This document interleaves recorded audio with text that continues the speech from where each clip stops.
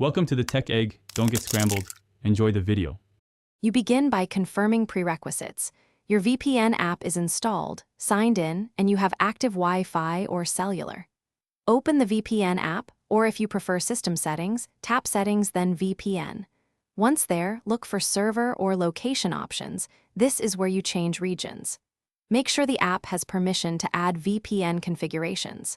If a profile prompt appears, accept it so the phone can route traffic. This step lets you control location selection next. Now you pick a new location. Select a country or city, or choose a server labeled for streaming or privacy, because each is optimized differently.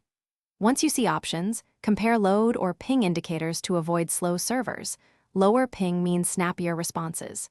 Tap the server to select it, then press Connect. Make sure the app shows an active status or the settings VPN switch turns on. This confirms your traffic is routed through the chosen region, changing your apparent IP and geolocation. Finally, verify the change. Use a quick IP or location checker to confirm your visible country changed, because that proves success. If pages won't load, toggle the VPN off, wait a few seconds, then reconnect. This often clears routing glitches.